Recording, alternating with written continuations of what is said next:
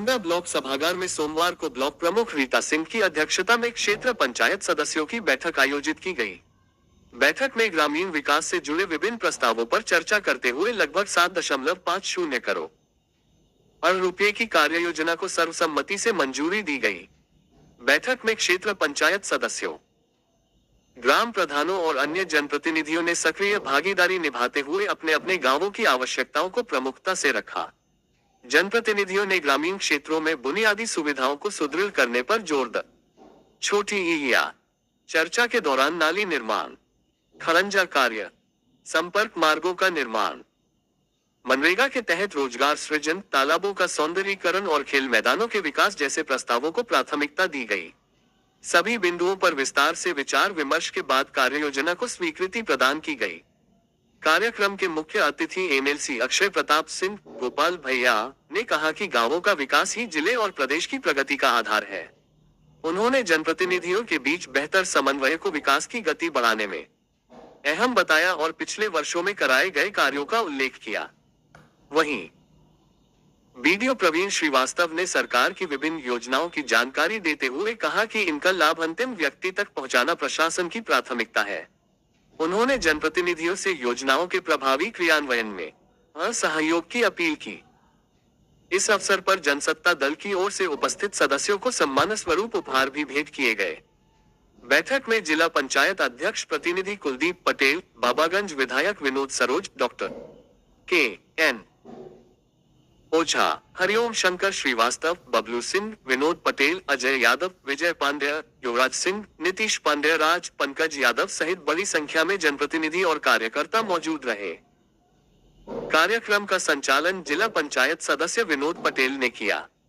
क्रांति कारवां news live से रतिभान मिश्रा की खास रिपोर्ट। धाराएं गुंडा बिहार में चाहे सरकार जिसकी रही हो, लेकिन विकास की धारा नहीं। आज कोई एक गांव बता दीजिए जहां 50 लाख से कम का काम इन 5 सालों में हुआ हो। एक हम चैलेंज करते हैं आपसे कि एक भी गांव आप नहीं बता सकते। अभी हमने 99% गांव का दौरा किया है। 99% गांव में चौपाल लगाई है। सारे गांव में मात्र 3 दिन का कार्यक्रम हमारा बचा हुआ है। हमारे काला काकर में 12 या 18 14 गांव और कुंडा में 5 या 6 गांव ग्राम सभाएं बची है, 2 बूथ बचे हैं।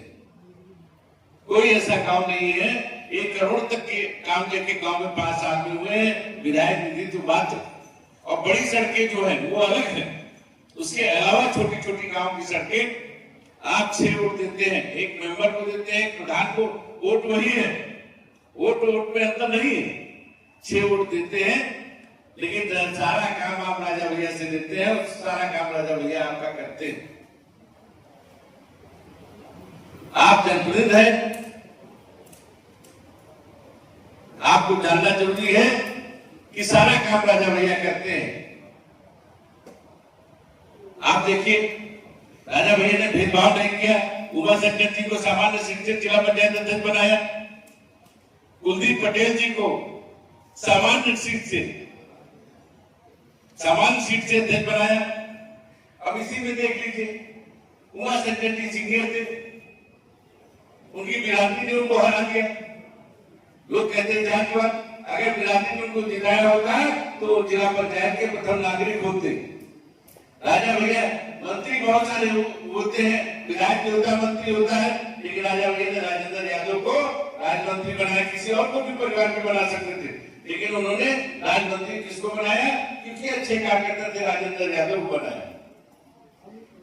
उमा शंकर जी को ब्लॉक प्रमुख बनाया सामान्य सीट से।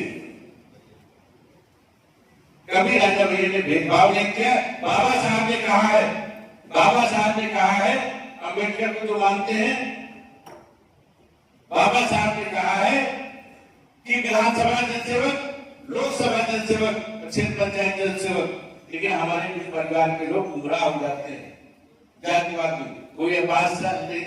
आप देखिए 93 से जो भी चुनाव लड़ा है, जो भी आ रहा है, दोबारा क्षेत्र में दिखाई नहीं पड़ा है, लेकिन हमारे परिवार के कुछ लोग गुमराह होकर उनको भी वोट दे देते हैं। कायदे से तो